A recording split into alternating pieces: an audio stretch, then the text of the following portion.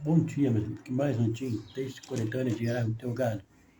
E hoje eu irei citar um texto extraído de O que é Teologia da Libertação,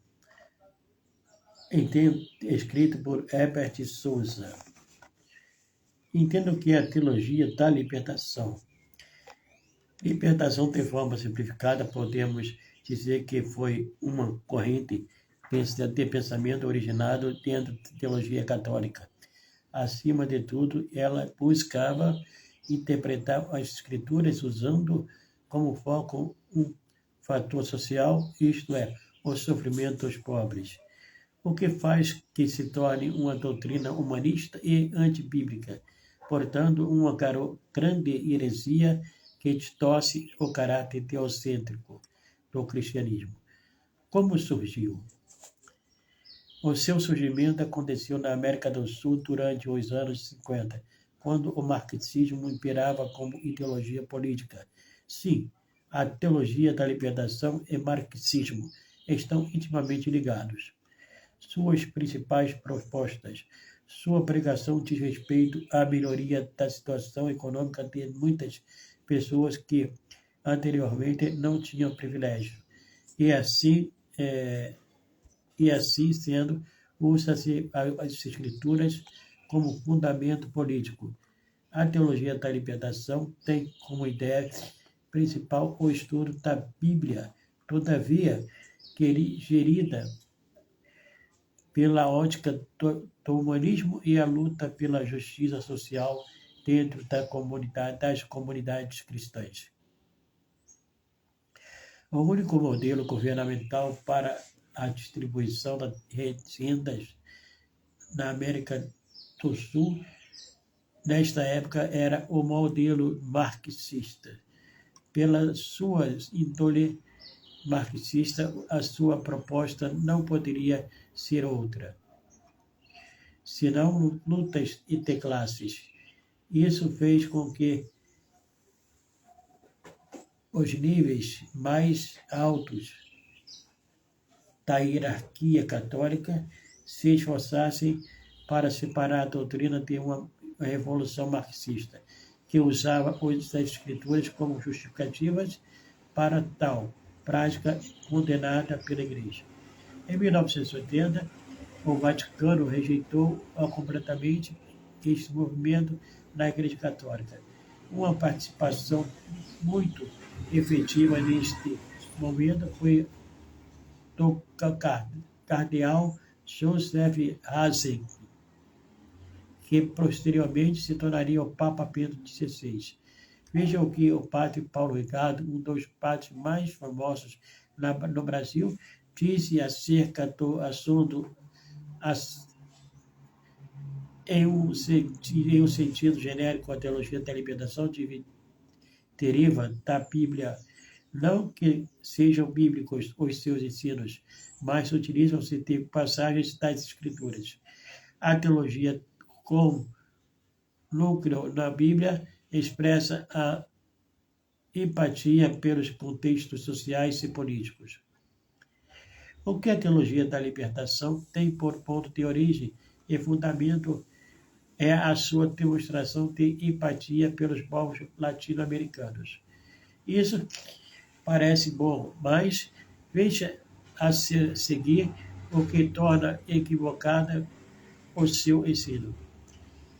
Heresia está a teologia da libertação. Primeiro, as inúmeras divisões da sociedade. Ao contrário do marxismo cultural, que dividia a sociedade em incontáveis classes, o cristianismo a divide em apenas duas classes, ou seja, os homens salvos e os que não são salvos, pensando no destino eterno após a morte. As Escrituras também estabelecem que acontecimentos terríveis, como pobreza, ódio e o mal, continuarão existindo até o retorno de Cristo. Então, aqueles que seguem o cristianismo, aqueles que seguem as Escrituras, agem conforme estabelecido por Cristo. São cristãos, muitas vezes, são injustiçados nesse mundo. Sabem que o seu próprio Cristo o foi. No marxismo se estabelece uma parceria entre aqueles que lutam contra a opressão, são os comandados, os camaradas. O que significa que para lutar contra a classe opressora, uma pessoa deve tornar-se um camarada e lutar contra privilégios materiais, classes e benefícios sociais. Pensando que no cristianismo o principal vínculo é que todas as pessoas, sem importar a raça, a nação ou classe, são irmãos, pois dividem a crença em Cristo. É aí que realmente se estabelece a outra relação com o marxismo, utilizado pelos seguidores da teologia da libertação. A teologia da libertação, pela mistura de ambas linhas de raciocínio, diz que aqueles privilegiados só podem tornar-se camaradas no momento que repudiem os privilégios, raça e classe e se unam à luta política. É justamente por este princípio que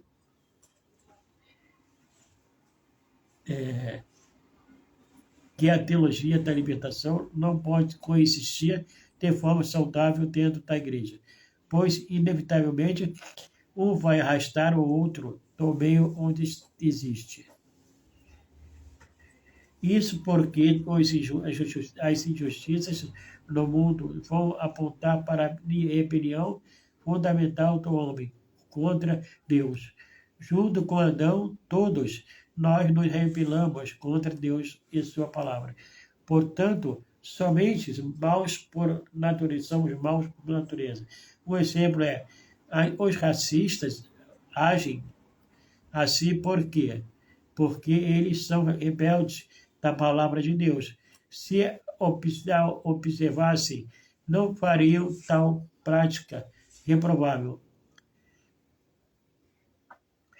Essa teologia humanista acaba gerando mais conflitos existenciais e esquece que apenas a palavra pode reconciliar tanto os racistas como os demais rebeldes não racistas.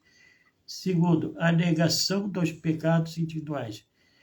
O que a teologia da libertação faz é descrever o pecado não apenas dentro dos termos da rebelião individual contra Deus, mas sim em termos de injustiça coletiva e estrutural. O que leva aos seus seguidores a negligenciar a ideia dos pecados individuais, já que se aborda que uma prática social injusta e estrutural que não reconhece os pecados de forma individual.